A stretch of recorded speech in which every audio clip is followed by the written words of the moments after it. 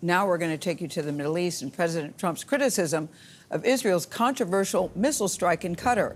Imtiaz Tyab is in the capital, Doha, which is more than 1,300 miles from Israel.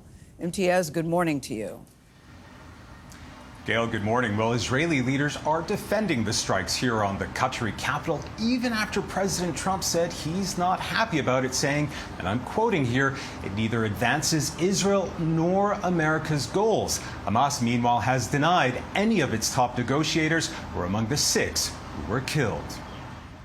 I would tell you this, I was very unhappy about it, very unhappy about every aspect, and we got to get the hostages back.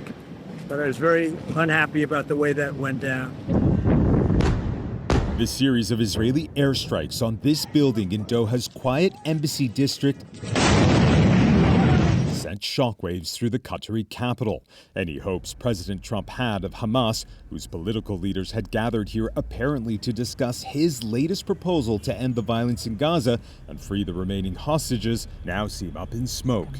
It also seems to have deeply rattled the Trump administration, who are incredibly close allies with Qatar, who not only host the largest U.S. military base in the Middle East, but are also gifting the president a plane to be used as the next Air Force One.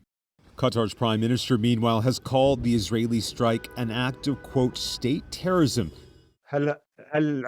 saying, does the world need a clearer message than this? Who is closing the door to peace? Qatari leaders also say they were only contacted by U.S. officials about the Israeli strike 10 minutes after it happened. Dubbed Summit of Fire by Israeli leaders, the attack appears to have derailed the talks which Qatar had been hosting. The tiny Gulf kingdom is one of the few direct channels between the U.S., Israel, and Hamas, and has hosted countless rounds of negotiations to end the war in Gaza and free the remaining hostages.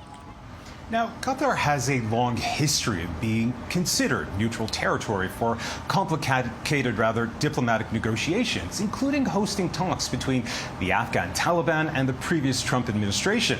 And given the White House was alerted in advance of the Doha attack by Israel, Qatari leaders are asking why they weren't informed ahead of time. Nate.